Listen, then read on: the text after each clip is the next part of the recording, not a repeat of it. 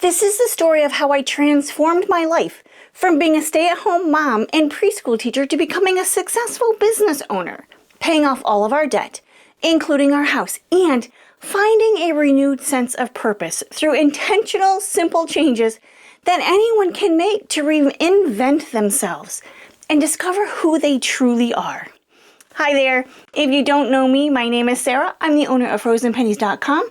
I'm a financial coach and the best-selling author of Fundamentally Frugal, link below. 6 years ago, my life looked very different. I was teaching preschool and taking care of my family. My husband was working super hard, and our 2 boys, one with severe special needs, were in school. Now, while I loved my job and I loved taking care of my family, I felt a pull in another direction. I began exploring the possibility of going back to college to become a registered dietitian. I was fascinated by how the body responds to food, and I even took a handful of college classes to explore the career path.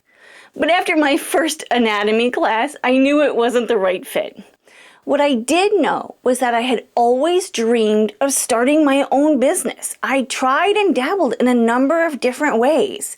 That desire was always there, but I hadn't yet figured out how to bring it to life.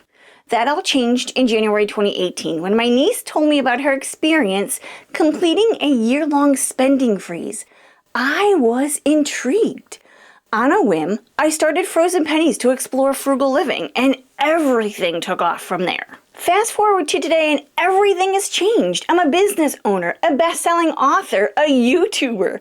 We're completely debt-free, including our house. And I have found a version of myself I didn't even know existed. But let me tell you, it didn't happen overnight. It happened through simple but powerful changes I made in my life. And today I'm sharing them with you. Now, stick with me because I'll not only be sharing changes I made within myself, but I'll also give you practical tips that you can use to start making small shifts in your own life today. This directly can correlate to getting out of debt, having a good budget, and being frugal. Let's first start with mindset shifts. Transforming my mindset was the foundation of my journey. These small but powerful changes reshaped how I approach everything, from finances to personal growth. I learned to embrace discomfort and changes.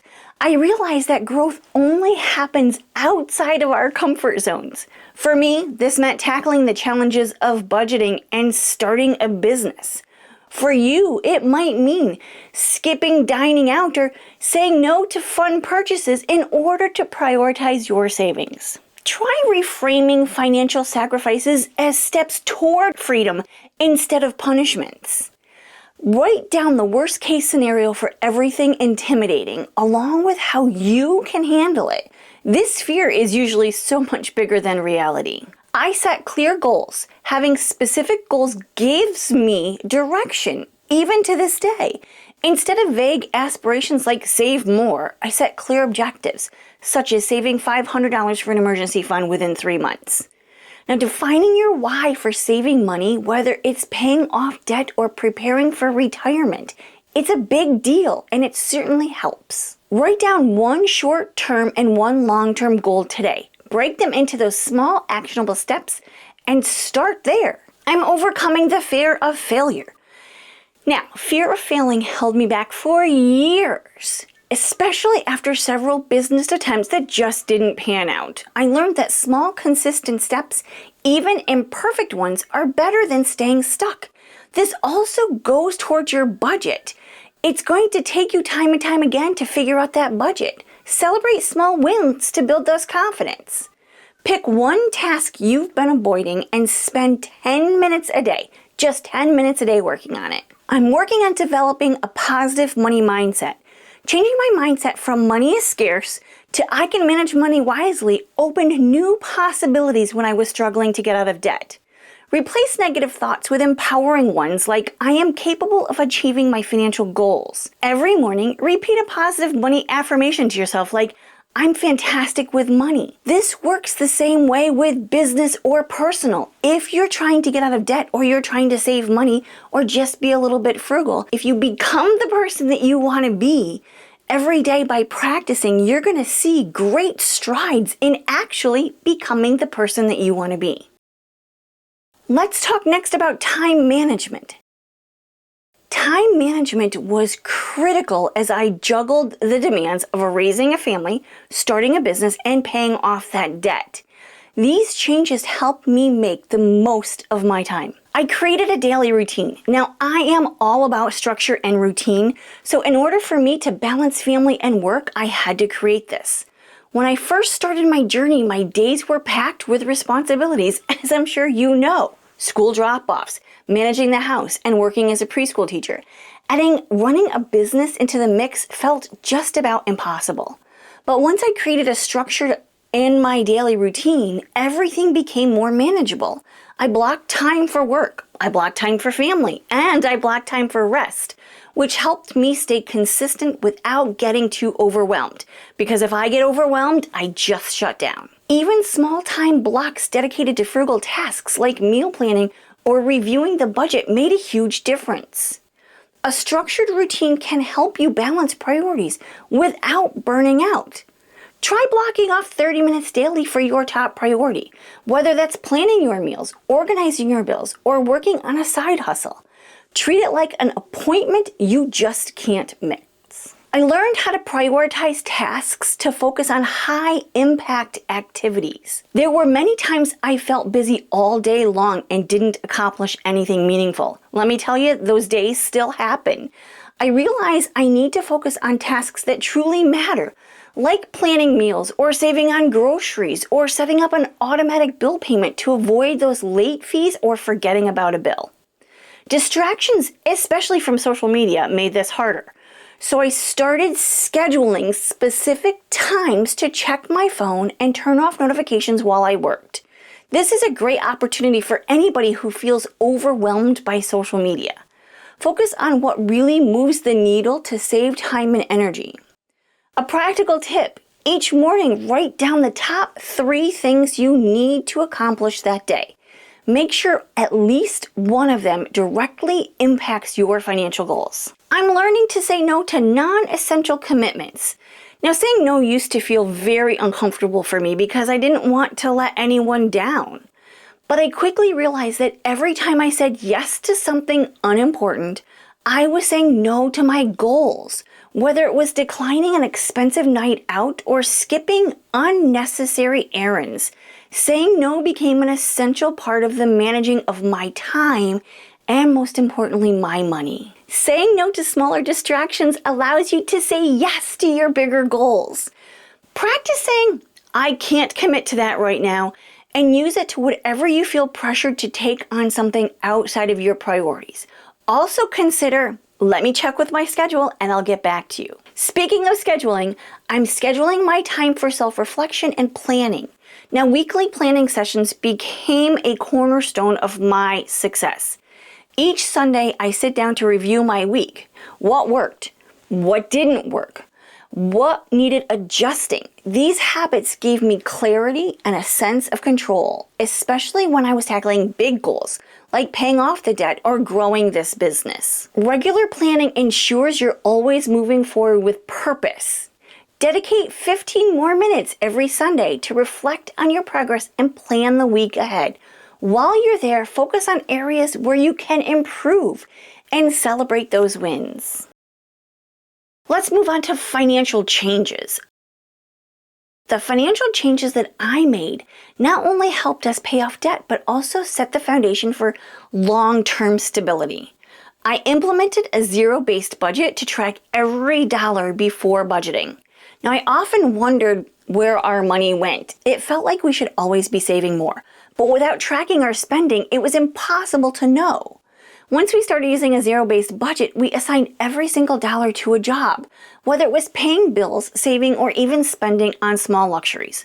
Suddenly, we had control over our finances, and it felt empowering. A zero-based budget is one of the simplest ways you can take charge of your money.